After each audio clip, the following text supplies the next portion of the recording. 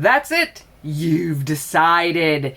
After weeks and months of hearing, lowest rates in history, oh my God, the Fed's gone crazy, never gonna be this low again, how long is it gonna last? You've decided to buy a house. Well, congratulations. Very exciting. But now, whether it's your first house or your fifth house, you got a lot of homework to do so that you know what to expect. So today I am going to share with you and try to help you out a little bit and share with you what I see as the top 5 mistakes that home buyers make, so hopefully you can avoid them.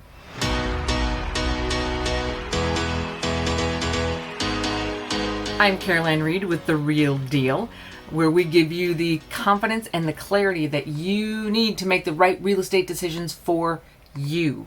And if you like this kind of content, you can go right down below and hit the subscribe button so you don't miss any future videos. So today we are talking about, unfortunately, very common mistakes that home buyers make when they're going through the process, either finding the house or getting to the closing table.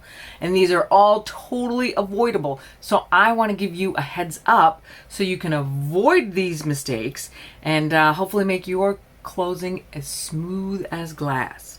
So number 5 is overspending.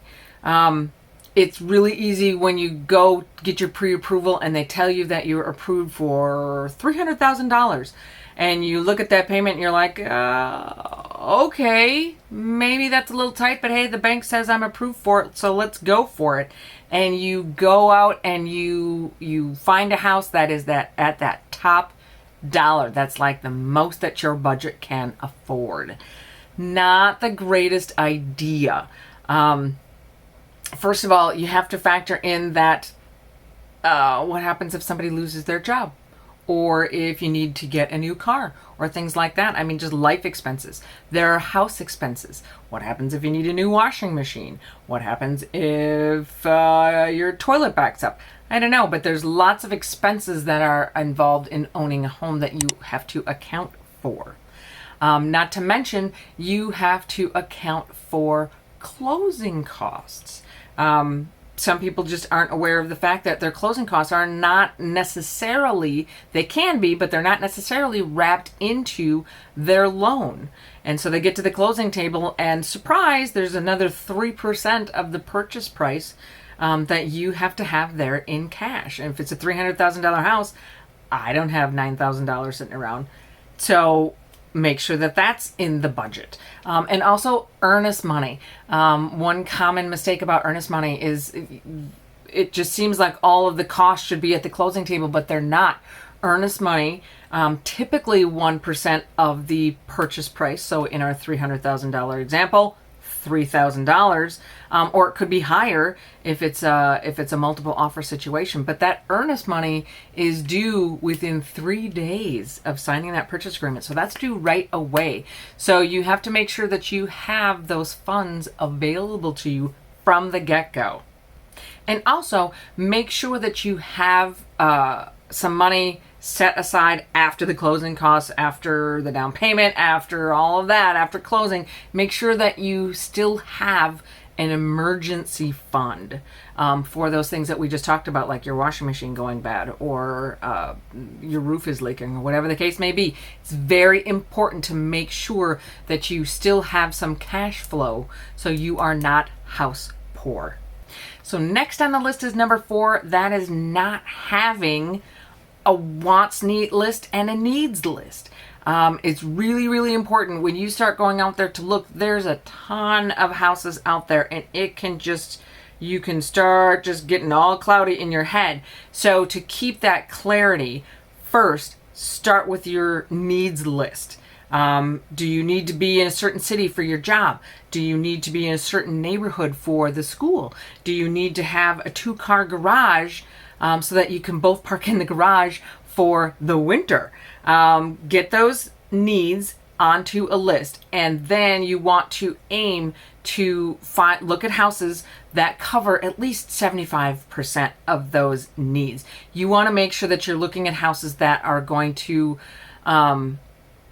be what you need them to be, or do what you need them to do, and be functional for you. Then you can go out onto the real estate sites and filter your searches based on that needs list. Then the houses that come up, you can start then looking at your wants list and start looking for the houses that have those things as well. And then that way you can start whittling down the number of houses that you go look at, so you just don't get overwhelmed by what is out there, and you make sure that what you're buying is indeed something that is right for you. The number 3 mistake that I see is changing your financial scenario between the time that you sign that purchase agreement and the time that you close.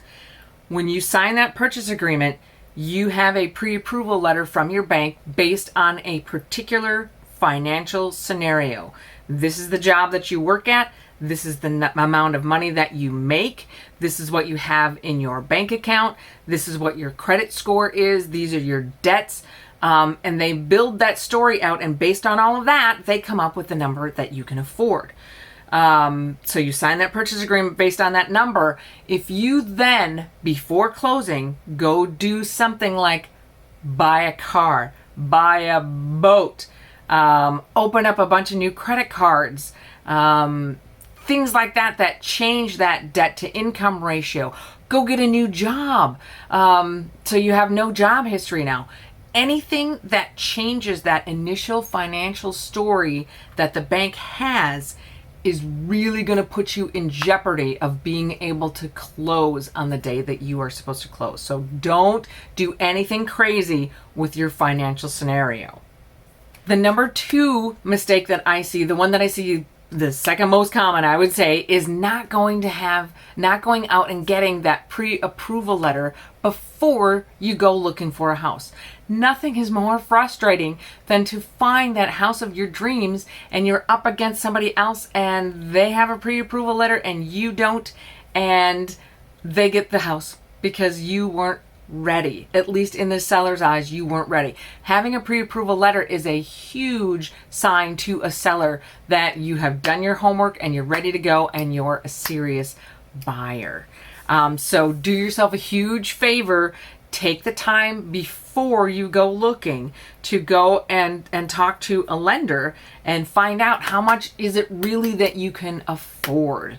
Because the other thing you don't want to do is go out and find your dream house and find out you can't afford that house. That is just dream crushing. Not to mention the fact that if you're sitting with them, you can, sit with them and kind of discuss what is the best loan for you. There's a million different loan options out there. So having somebody that you can sit down with and discuss all of the options is a big, big bonus. But do yourself a favor, take some time and get that done before you start looking for houses. The next to the last thing is go hit that like button. And the number one mistake that I see people make is not hiring a realtor. Now, I know that's very self-serving since I am a realtor, but it's true.